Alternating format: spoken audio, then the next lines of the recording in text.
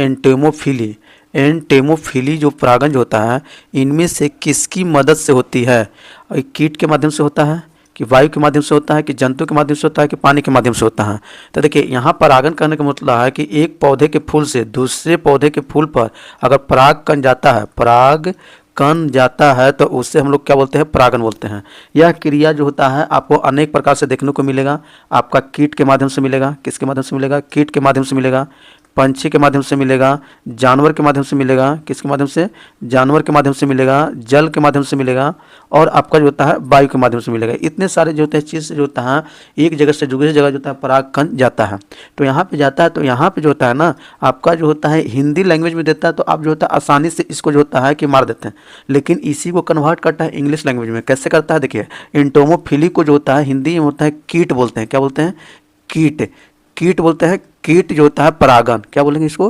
कीट परागन। अगर हिंदी में दिया रहता तो आप तुरंत इसको मार देते option number A right answer, लेकिन आपको दिया इंग्लिश में एंटोमोफिली। तो इस सभी को याद रख लीजिएगा। तो कीट से होता है कीट परागन जिसको बोलते हैं एंटोमोफिली।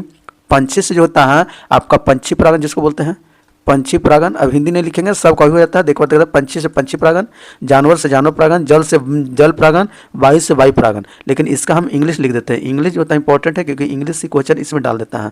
तो आप जो होता है कि यहाँ पे पंछी आपका एक कीट का तो है एंटेमोफिली, पंछी का जो होता है और निथोफिली बोलते हैं। इसको क्या बोलते हैं? और निथोफिली बोलेंगे। जानवर से जो होता है इसको हम लोग जूफिली बोलते हैं। क्या बोलते हैं? जूफिली बोलते हैं। और आपका जल से होता है इसको हाइड्रोफिली बोलते हैं। क्या बोलते हैं? हाइड्रोफिली बोलते हैं। और वायु से जो होता है वो आपका एनीमोफिली होता है। क्या होता है?